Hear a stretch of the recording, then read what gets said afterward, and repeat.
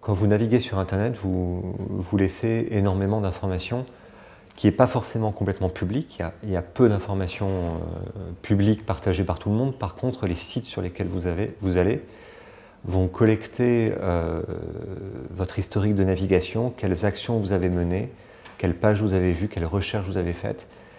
Et sous certaines conditions, vont pouvoir utiliser cette information pour soit cibler des contenus sur le site sur lequel vous êtes, soit cibler ce contenu sur d'autres sites. Chaque site va avoir des informations sur vous, évidemment. Un site où vous avez acheté quelque chose va savoir ce que vous avez acheté.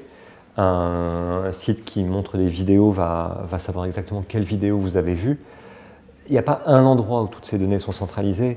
Quand on les prend littéralement, elles disent des choses assez simples. Elles disent vous avez vu tel produit sur tel site, vous avez acheté tel truc, vous avez regardé telle vidéo. Là où ça devient à la fois plus utile et aussi plus inquiétant, c'est que certains algorithmes vont être capables de prédire d'autres choses sur vous à partir de ces données. Un mot-clé de recherche va dévoiler des choses sur ce qui vous préoccupe en ce moment.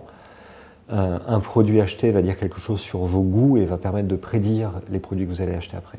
Dès que vous demandez à un site d'afficher une page, votre navigateur va transmettre au serveur du site un certain nombre d'informations sur votre ordinateur, votre navigateur, la résolution de votre écran. Et évidemment, si vous êtes déjà venu sur ce site, ça va être votre identité sans forcément connaître votre nom, mais l'identité de votre navigateur va être mémorisée par ce site en déposant un cookie dans votre navigateur qui, la prochaine fois que vous allez visiter le site, va dire « Hey, c'est celui-là qui a tel numéro comme un identifiant unique » qui permettra au site de se souvenir de l'historique de tout ce que vous avez fait dans la relation avec lui. L'usage qu'un site va faire des données qu'il collecte sur vous va dépendre du site.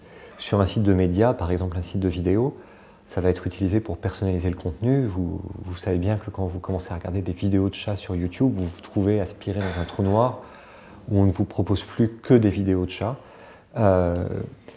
Sur un site de commerce, ça va être utilisé pour personnaliser le contenu, mais aussi pour se souvenir que vous avez été intéressé par un certain nombre de produits, ce qui est utilisé dans ce qu'on appelle le retargeting pour ensuite vous proposer ces produits sur d'autres sites. Vous savez, quand vous mettez un produit au panier, vous avez tendance à voir le panier vous suivre sur d'autres sites. Ça, c'est des techniques dites de retargeting. Vous allez sur un site qui vend des chaussures et vous regardez une paire de chaussures. Ce site va être en partenariat avec une régie publicitaire qui se souviendra que vous avez vu ces chaussures sur ce site marchand et lors d'une autre visite, un autre jour sur un autre site, par exemple vous regardez des infos, va vous proposer un petit encart publicitaire avec ces chaussures. Quand vous cliquez dessus, la régie publicitaire va facturer au site qui vend des chaussures le fait de vous avoir redirigé vers son site. TinyClus fait quelque chose d'un peu différent de la publicité en ligne. Nous, on travaille principalement pour des commerçants en ligne, mais on travaille dans la relation que eux vont avoir avec leurs clients. Donc, on s'appuie sur les données qui leur appartiennent, qui sont leurs données et qui restent leurs données.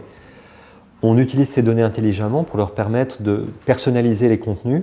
Ça veut dire de vous proposer, par exemple, des produits qui vous intéressent plus. On travaille notamment beaucoup sur les newsletters. Historiquement, les newsletters, c'était beaucoup du spam. On envoyait la même newsletter à tout le monde. Là, on va pouvoir choisir en fonction du contenu, à qui il faut envoyer cette newsletter.